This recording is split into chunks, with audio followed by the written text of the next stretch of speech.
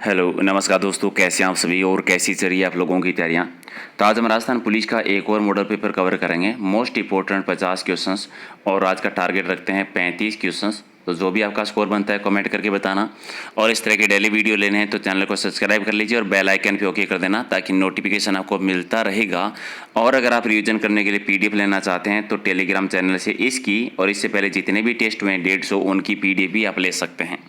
तो एक बार कर दीजिए सारे के सारी वीडियो लाइक और फिर बता दीजिए कितने क्वेश्चंस आपके सही हैं।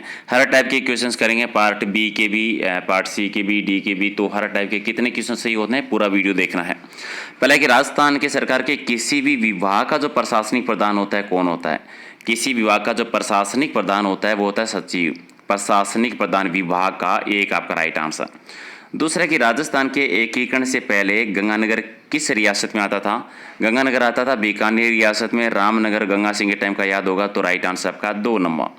चलिए अगला है कि राजस्थान में बौद्ध संस्कृति यानी बौद्ध धर्म के जो प्राचीन अवशेष मिले हैं कहाँ से मिले हैं? बौद्ध धर्म के प्राचीन अवशेष बैराट सभ्यता जयपुर से मिले हैं।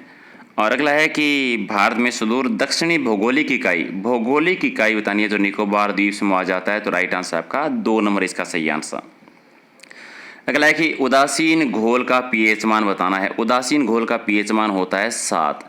कितना होता है? 7 होता है। चलिए, जलियांवाला बाग में गोली चलाने के आदेश किसने दिए थे? जलियांवाला बाग 13 अप्रैल 1919 गोली चलाने के आदेश दिए थे जनरल डायर ने। राइट आंसर का 2 नंबर। अगला है कि संयुक्त राष्ट्र संघ के महासचिव का कार्यकाल कितना होता है?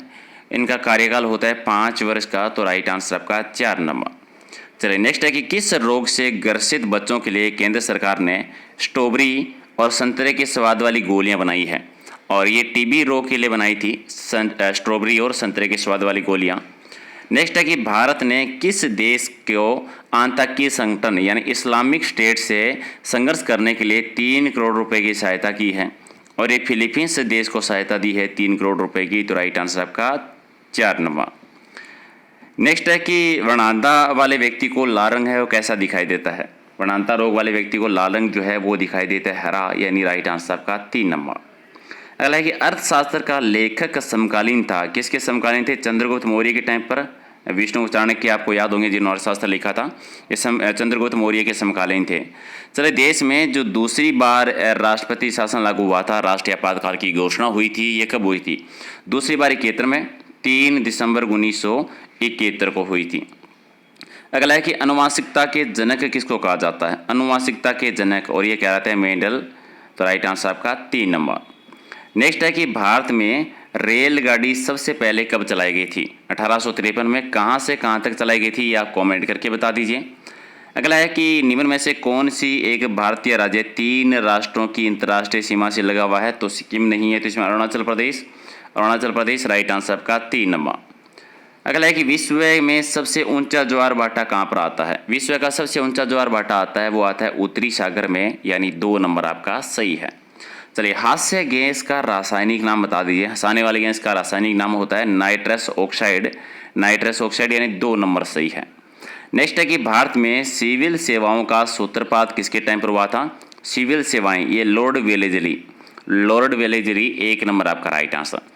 चलिए, देश में जो तीसरी बार राष्ट्रीय आपातकाल की घोषणा हुई थी ये कब हुई थी? तीसरी बार हुई थी 75 में, 25 जून 1975 को, 3 नंबर आपका राइट आंसर। अगला है कि निम्न से कौन सा संग्रहण इकाई नहीं है? स्टोरेज डिवाइस में मॉनिटर नहीं आता है, तो 4 नंबर आपका राइट आंसर।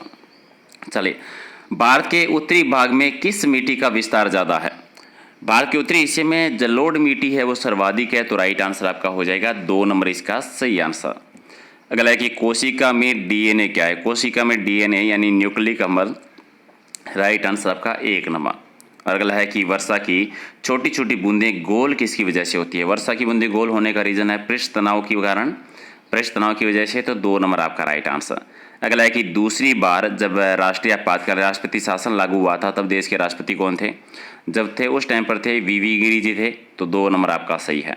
अगला है कि दिल्ली को राष्ट्रीय राजधानी क्षेत्र का दर्जा है वो संविधान के कौन से संशोधन के द्वारा 69वां संविधान संशोधन हुआ था उस टाइम पर?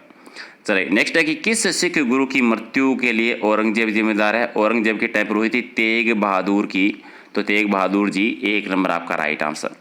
अगला है राजस्थान के किस स्थान पर काला संगमरमर निकाला जाता है। काला संगमरमर निकाला जाता है भैंसलाना से, और भैंसलाना आपका आता है जयपुर जिले में। नेक्स्ट है कि राजस्थान की प्रथम विधानसभा का गठन कब हुआ था। 1952 में 29 फरवरी 1952 को। तो राइट आंसर आपका 2 नंबर। नेक्स्ट है कि राजस्थान के प्रसिद्ध कवि और क्रांतिकारी केसरी सिंह बारट का जन्मभूमि बतानी है। केसरी सिंह बारट थे, ये थे शाहपुरा से, ठीक है, शाहपुरा भीलवाड़ा। तो राइट आंसर आपका 3 नंबर।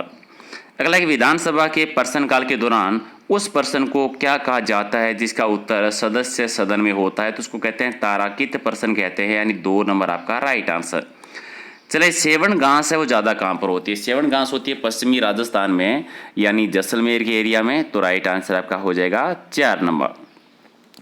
नेक्स्ट आपका है कि राजस्थान में प्रथम सूती वस्त्र मिल कहाँ पर स्थापित की गई थी।